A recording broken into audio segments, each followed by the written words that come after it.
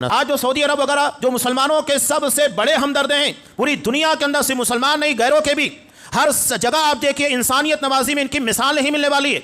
आपको हैरत होगी जब 2000 के आसपास गुजरात के अंदर एक बहुत बड़ा सैलाब आया, भूकंप आया था, जलजला, हैरत होगी आपको बाहर से जो इमदाद आई, सबसे पहले ही इमदादी तैयारा हिंदुस्तान पहुंचने वाला सऊदी अरब और कुवैत का था।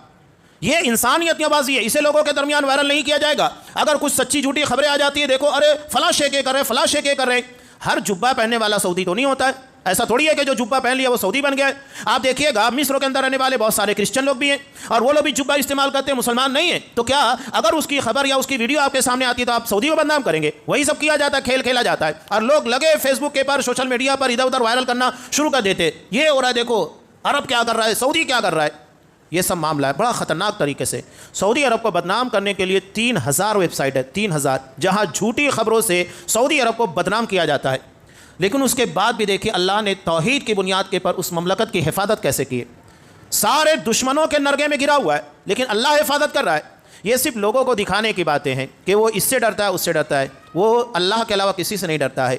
बल्कि हकीकी बात यह है कि आज चाहे अमेरिका हो, इसराइल हो, जितना डर उन लोगों के अंदर सऊदी अरब का है किसी का नहीं है। मैं खुलकर बात कह रहा हूँ, जो हकीकत को जानते हैं वो जानते हैं और वो कभी भी अपनी ताकत का मुजाहरा नहीं करता है। ये असल पावर अल्लाह ने तौहीद की बुनियाद के पर दी है कि जिनके अंदर सिर्फ अल्लाह का डर होगा वो दुनिया की किसी ताकत से नहीं डरेंगे, और जिनके दिलों में गैरुल्लाह का डर होगा वो हर चीज़ से डरने वाले हैं। और यही बात है कि अगर इसराइल में एक पटाखा भी फूट जाता है ना तो दिल दहल जाता है। और मुसलमान जो फ़लस्तीन के अंदर रहने वाले हैं, बमों के फूटने के बाद भी उनके कलेजों के अंदर शिकन नहीं आती है। ये ईमान की ताकत हम यहाँ देखते हैं। लेकिन उन बच्चों की खबरों को देकर जब उनसे पूछा जाता है, अल्लाह का शुक्र अदा करते हैं कि अल्लाह ने हमें जिस हाल में रखा है अल्लाह का शुक्र है। और अगर हमारे करीबी रिश्तेदार शहीद हो गए, वो अल्लाह के पास चले गए, अल्लाह ने उन्हें जन्नत के अंदर जगह दी, दुनिया की तमाम मुसीबतों से निजात दे दिए। ये उनका अकीदा, उनका ईमान है। वो अल्लाह के साथ नाशुक्री नहीं कर रहे हैं कि हमें इस हालत में रखा है तो अल्लाह का शुक्र ना अदा किया जाए। और हम यहाँ इस कदर पुरसुकून ज़िंदगी गुजारने के बाद किस कदर नाशुक्री के ज़बान अल्फाज हमारी ज़बान के पर आते हैं, हर किसी को पता है।